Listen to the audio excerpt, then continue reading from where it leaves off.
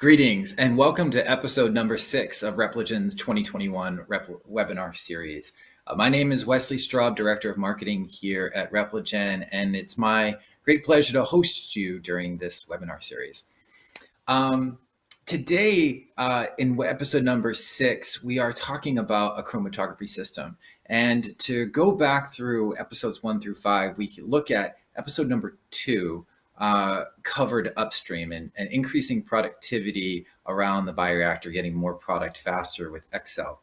The rest of the episodes have actually focused on downstream and relieving the bottleneck in downstream after we make more product in that bioreactor. For example, we talked in episode number 1 about a new affinity resin for COVID-19, right? And then we talked about 2 TFF systems, one expanding the automation capabilities of small-scale TFF systems, as well as a new small-scale TFF system specifically for flat sheet cassettes, as well as on the chromatography side, the simplicity and the automation capability of small robocolumns. So today we add another episode in the downstream capabilities, and we go right after the chromatography system. And it's a great story because an enormous amount of innovation and thought and craft has gone into making an exceptionally new and innovative chromatography system. And the engineering that's gone into the system benefits both the product as it goes through the flow path, as well as the user, making it even easier to use, right? So there's benefits, this new engineering for both the product as well as the operational simplicity of the chromatography system. And to lead us through the highlights of the new system, we have Steve Cates, who he's our Chief Technology Officer around the chromatography system, and his decades of experience and dedication to designing and engineering and building new and ever increasingly more sophisticated chromatography systems have really been funneled into this system. So we're really glad to have Steve here today to tell us about that story. A few housekeeping things before we get started. First, this webinar is being recorded simply so that we can provide it on demand for those who could not join us today. Second, there is a live poll in the small window to the left. If you open that up, in the poll is there in the beginning. If you answer that question, we'd really appreciate it. It helps us actually during the Q&A period at the end, and to make sure that we're always talking about the right topics that are most important to you, right? That poll will actually end as soon as the webinar starts, and it opens up a Q&A panel. So if you have a question at any time during the webinar, you can enter it, and we will pull them all and talk about them at the end. We let the Q&A period go on for about 10 to 15 minutes, at which point, if we don't get to your question, we will follow up with you within 24 hours, right? So with that, I give you Steve Cates and the introduction of Repligen's first chromatography system. Thank you, Wes, for the kind introduction. My name is Stephen Cates, and I'm the CTO of Artisan Biosolutions, which is a Repligen company. I want to give you an overall view of the system and some of the design criteria that we really utilize to optimize this process. The system itself is set up to utilize multiple inlets, and we also have designed the hardware to be very innovative and to really enhance the user experience for installing the flow path. It is very intuitive for the process user. The system has, the flow path itself has been designed to have continuous constant ID design so that there's minimal dead volumes and there's very little turbulence or shear forces within that flow path, ultimately resulting in gentle biologics, processing of the biologics. In summary here, really the system, the basis of the system design, it gives us higher recoveries, and it's really more batch-to-batch reproducibility of the system itself, and there's very few deviations between the batches. It's the user experience is exceptional, and just conceptually, this system was really designed to achieve all these features here and just to maximize the user experience itself. Most of the existing chromatography systems have very complex and convoluted flow paths, with multiple barb fittings, and really cause the excessive turbulence, leaks, and just result in a very poor user experience.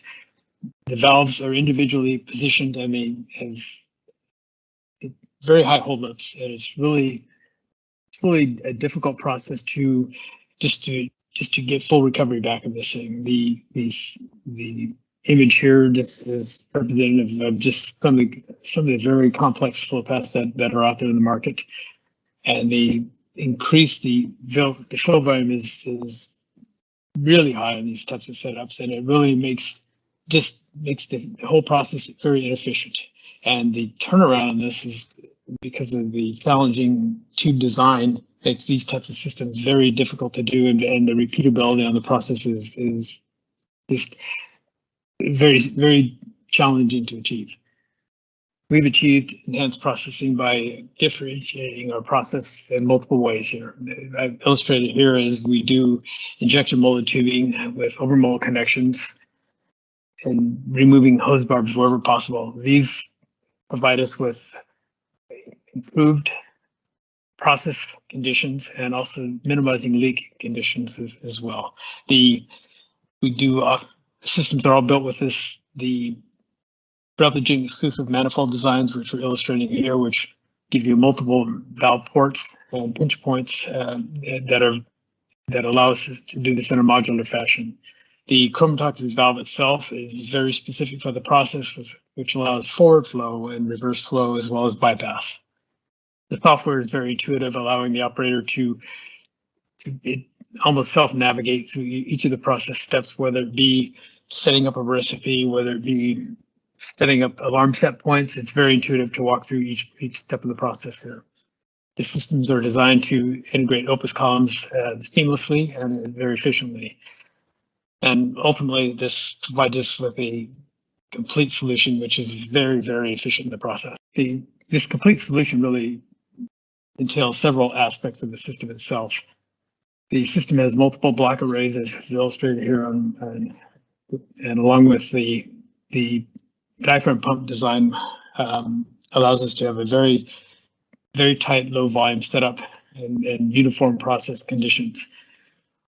We also, the system is set up here is illustrated with ultrasonic flow meters, as well as non-product contact pressure transmitters, allowing us to minimize component cost within the flow path itself. The HMI screen here is a glass screen and glass keyboard. And again, this is a very intuitive, very illustrative graphical interface for the operator to run the process. One of the big challenges with processes and chromatography specifically is bubble traps, which inherently cause or add to holdup volume and dilution effects within the process. We've eliminated that by installing a inline filter, which is utilized to replace the bubble trap, and it minimizes the volume that's needed in the setup and provides us much better gradient control without this dilution effect. The system has multiple analytical sensors, and typically for this type of process, you're looking at a pH, conductivity, and UV on the elution side of things, which is illustrated here as item number 7. And then number 8 is again illustrating this chromatography valve, which allows us to bypass the column, flow through the column, and reverse flow through the column, which is very efficient and very clean. The systems are designed to, the basis of our systems is for scalability. We've set up systems from 1/4 inch to 1 inch. We're still developing the 3/4 and 1 inch, which will be arriving soon. These systems are set up to, the 1/4 inch is set up to operate columns from 8 centimeters to 25 centimeters, and the 1/2 inch system, the overlap is there from 20 to 45 centimeters. And again, the 3/4 inch system will handle 40 to 65 centimeters, and the 1 inch system will handle 45 to 80 centimeter columns. So we have a full range of operational parameters for these processes and be able to handle any type of column setup that is really required. These systems are fully compliant They operate, all the systems operate up to 4 bar, 60 PSI, and they're all NEMA 4 or IP67 rated. And you can see the various voltages that are provided. The flow path is the heart of the process here. We really designed this to be a closed system to eliminate risk, to eliminate leak issues, to eliminate just the contamination potential of systems that are truck clamped together. The system is designed to have, it's a modular approach so that you have subsets which are aseptically connected to each other as part of the installation process. So it truly is a closed system and it maintains aseptic conditions.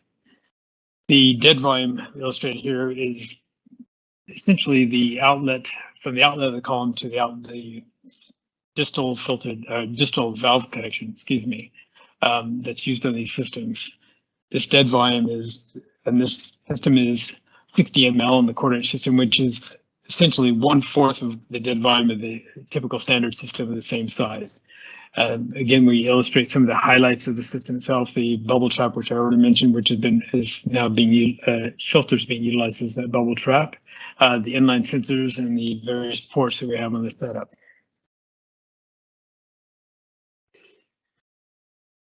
One of the key aspects of the gentle processing is the overmolding and maintaining the ID of the tubing set. This really is one of the highlights of the process here, which really provides safe conditions for the biologics to flow through all. There's an illustration of this. At the heart of the dead leg reduction design concept here, on the left is typically how you would barb multiple connections together, creating a T with a T barb, and this really illustrates the high dead volume, or the large dead volume that really occurs between the actual pinch point of the valve and where the barb fitting is. On the right is the artisan setup, which we have it's fully molded assembly without barbs, and it's a very smooth bore, and allows us to really get the pinch point very close to the T assembly, which absolutely minimizes, almost zeroes out the dead leg. It provides full drainability. It is the cleanest type of setup that's on the market. Exclusive valve manifold hardware is very, very unique for these types of applications. It is set up to truly minimize the dead legs within the systems as illustrated here, and providing us with true modular approach for valve inlets, valve outlets, bypasses, and so forth. The chromatography valve is on the lower right, the lower left here, is very unique to the industry as well. This truly provides forward flow, reverse flow, and bypass all in one valve assembly, minimizing the volume that's required and all the dead legs that are required in this. It's everything is truly set up very efficient and drainable and minimal. To illustrate the ease of use and the absolutely easy installation process for installing a tubing kit and the user experience, I'll run a little video here. These are two artisan technicians who've actually never operated in a clean room installing this tubing kit. This is an overview of a TFF system, but it's for illustrative purposes. I'm going to show you how the installation process works. As you can see, the exo assemblies are machined perfectly to align all the components that are necessary to be installed. As you can see, the tubing is being installed to inside the exo as well as inside of an ultrasonic flow meter, and everything is machined perfectly to allow for alignment and position of the valve block and the liner within that block. You see the valve assemblies are clamped over and closed with latches, and these latches in this exo assembly provide excellent operating pressures, which this is where we get our 4 bar pressure rating on non-reinforced tubing. As mentioned, you can see how smooth and seamlessly this installation process is. From an automation perspective, the software was purposely designed and developed for maximizing the user experience. It is truly a flexible design and flexible batch software internal. You can set up recipes to be process driven or process developed recipes, or you can actually develop recipes that are truly GMP compliant. And the system is set up to have a full audit trail for CFR 21 Part 11 compliance. We do have extensive batch records configurability to allow users to build a batch that's you record every part of the operation, or you record exceptions to an operation so that you can really do configure the batch exactly the way you want it to work for yourself. We do utilize the same software and hardware components for various systems, which allows the same look and feel across all the platforms of our manufacturing base. We build the same type of SCADA system for TFF as well as virus inactivation and so forth. In closing here, I'd just like to reiterate the 4 key aspects of the system design and how we get to the gentle processing and what really drives us from a philosophical point of view. Everything is driven around the flow path design and the gentle process conditions that this flow path provides. It is unlike anything in the industry. It's very unique for our setup. This ultimately results in higher recoveries and higher product yields, which is what really drives us and drives customers to really utilize this setup. If improved yields and product recovery and nominal holdup is really key to your process, you might really consider looking at the system. From the user experience, we've really streamlined the operation, again, with the flow path installation, which you saw in the previous video, which allows for really rapid batch changes. The software itself built into the system is very intuitive for the operator and very seamless to go from one condition to the next for different process conditions and different recipes. The final note here is that it's also set up to integrate easily with the Opus prepack columns as well as standard columns that that you may be using. I want to turn this back over to Wes for the Q&A section. Again, thank you for your time. My name is Stephen Cates, the CTO of Artisan Biosolutions at Repligen Company, and you can email questions to me at scates@repligen.com. Yep. Right. Thanks, Steve. Great stuff. So, not surprising, as Repligen launches its first chromatography system, full of completely, innovative features and technologies throughout the system, we have a lot of questions. So I'm going to try to put a couple together. We have 2 questions around the UV sensor. One from Tim, and a second one from Kathleen. So Kathleen's was which UV lens are available, and they're similar. Tim's was concerning UV. Is there a single wavelength or 2? And is the wavelength customizable also? And I'll pause there. The second part of the question, can the path length be modified? So it's a flow path. Can the path length be modified? So can we talk a little about the capabilities of the UV sensor? Sure. Thanks, Tim. Good question. The standard wavelength on the setup is 280, but of course it is customizable. We do offer dual wavelength options, 254 plus 280 or 280 plus 300. It really is kind of process driven and really what we want to do. From a path length point of view, it wasn't tubing length, but I think he was probably asking path length. And yes, we can change the path length depending upon what the UV setup is and the line size. We have 2 questions also around size of the system, right? I think we showed one scale of the system, but Matt asked will there be a bench or pilot system available?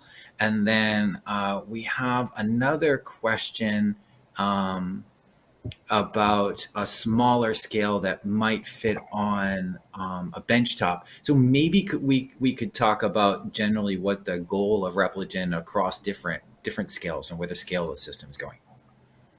Correct. But currently, we're launching the 1/4 inch version, which is a freestanding floor mount, which is intended for GMP, as well as a half inch. And we're going to be building up to, and we're talking about line sizes here. And during the presentation, I addressed the overlap of the column sizes that are associated with those particular skids.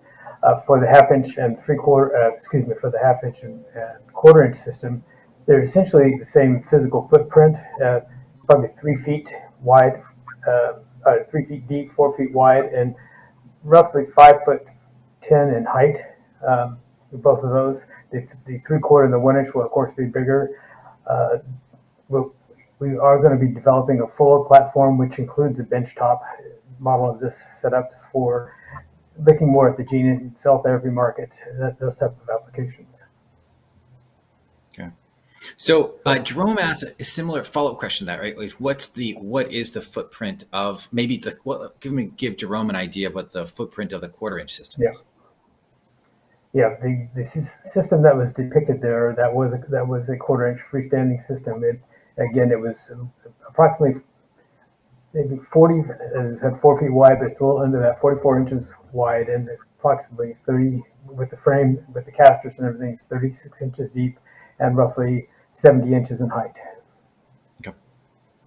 All right. And the half inch is very, very similar. It's probably a couple inches different in width and depth. Okay. So as it gets bigger, it doesn't actually, as the system is capable of handling bigger volumes, it doesn't actually change dimensions that much. Yeah, it only does when we get to the larger line sizes. Then the actuators that are inside the cabinet get a little bit larger, so the spacing between the pinch points kind of increases depending upon what the line size is. But the quarter-inch and half-inch essentially are the same size. Yes. Got it. Okay.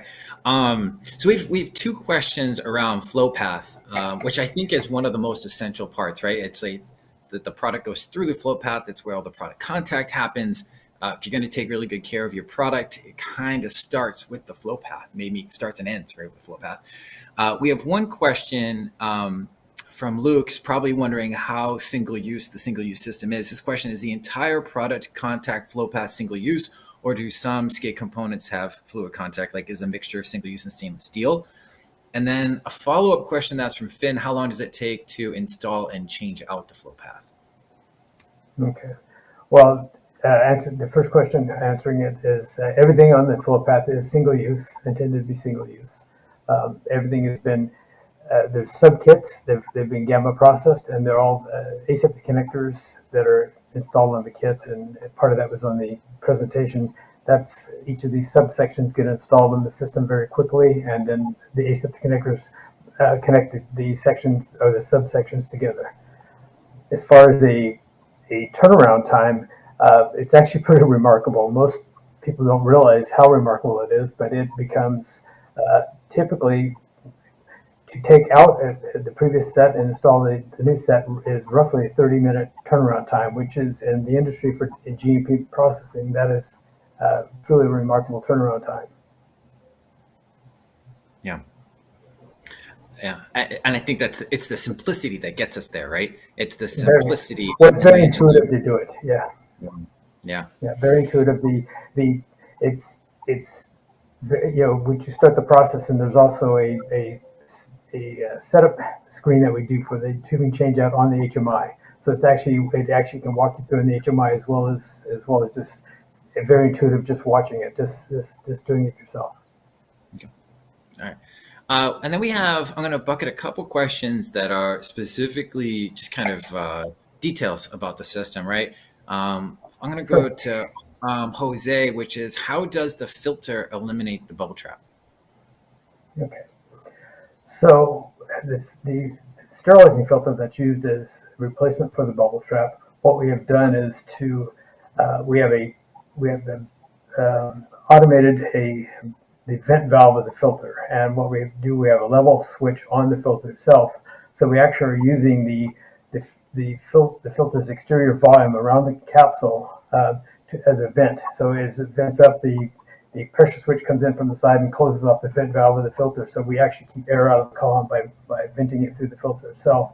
And this combination of the filter setup in the line reduces gradient changes and gradient dilution effects because it's such a smaller volume than a traditional bubble trap. I hope Jose Yeah. got all that. Yeah, Right. hopefully that was a good answer for you. So yeah. So, and it eliminates the bubble trap, but I think the follow up to that is what's the so what to that, right? So I think, Yeah. I think that's like how it works, right? But by eliminating the bubble trap, um, I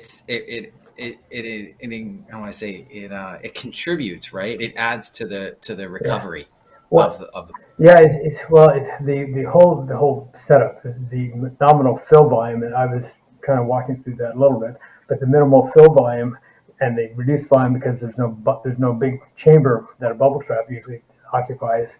So all this has an effect of allowing us to have better gradient control. We have less volume sloshing around in the system. Typically, what happens in a bubble trap, if you're going through gradient control, you have buffers coming in and they get diluted in the bubble trap, so the accuracy gets actually diluted out. So it's actually very hard to come back from that. So by removing some of that excess volume and eliminating bubble trap, you have a greater. It really has helped. It's part of the value proposition of improving gradient control. Okay. All right. So, Steve, if you don't mind, Justin chimed in with a follow-up question on the filter. What pore size is the filter, if you don't mind staying on that topic for a little longer? Oh, sure. It's a sterilizing filter, so it's a 0.2 micron, and we're agnostic to what type of filter on there. We've used various filter manufacturers, Sartorius, Paul, Millipore, so forth. So sometimes it's really dependent upon the particular facility that this system's going into and who's the preferred filter supplier at that point. Okay. All right, so I'm going to go back to Justin for a second. He got 3 upvotes, which we really like. Right. So hats off to Justin. How do you ensure the column inlet jumper is primed as close to the column inlet as possible to prevent air entering the system?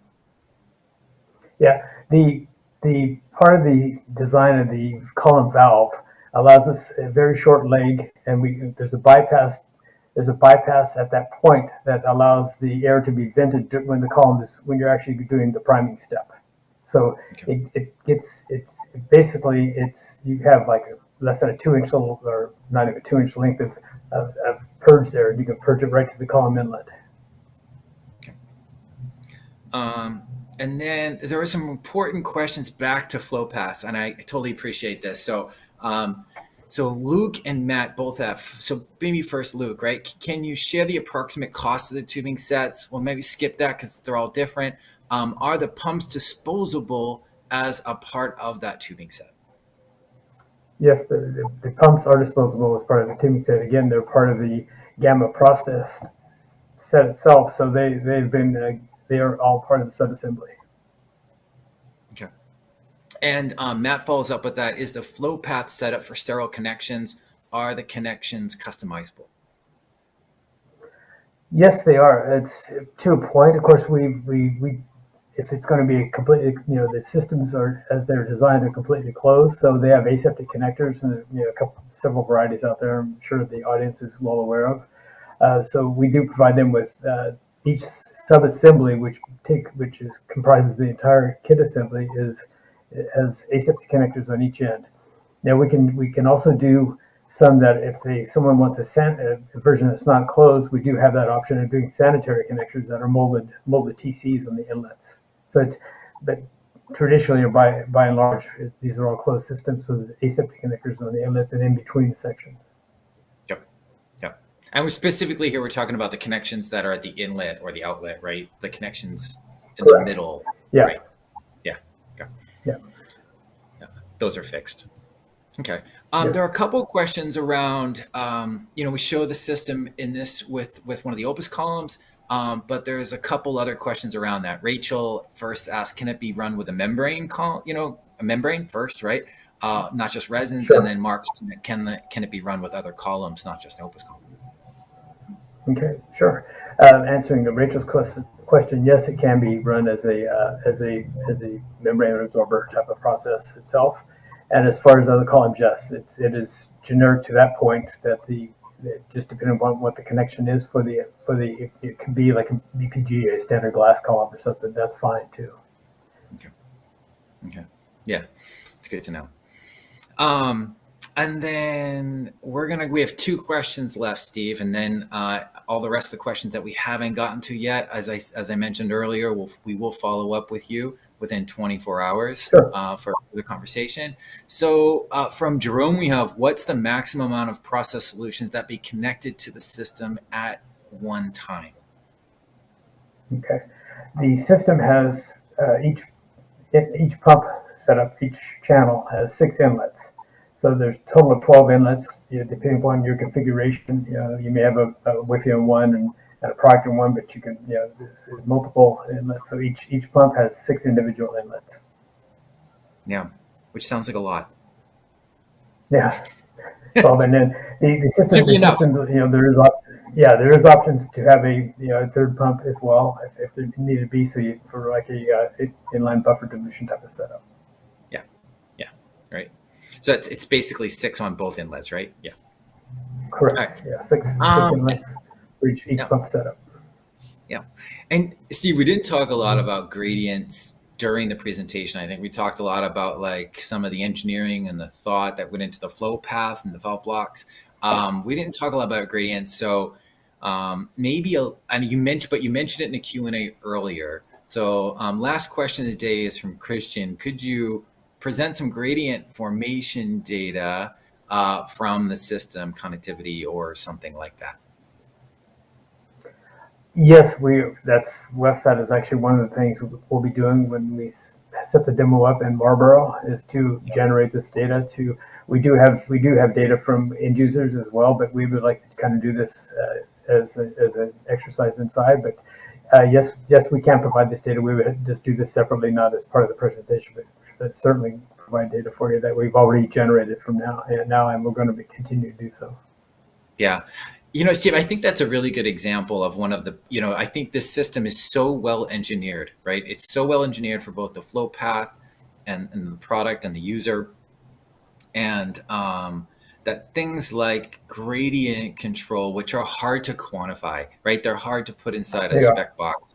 I think that's a great one. So Christian, Steve and the team will follow up with you, but that's a great conversation. We love that conversation because I think it really showcases the level of engineering that has gone into this system and the benefits that it can provide. Correct. I mean, the whole setup was designed to optimize process itself, to the minimal fill volume itself, with the removing of the bubble trap, adding a filter into place. All this adds to the gradient controls. Where we're down in the 2% better range of control accuracy on linear gradient, and that's really the data we want to share. Yeah, absolutely.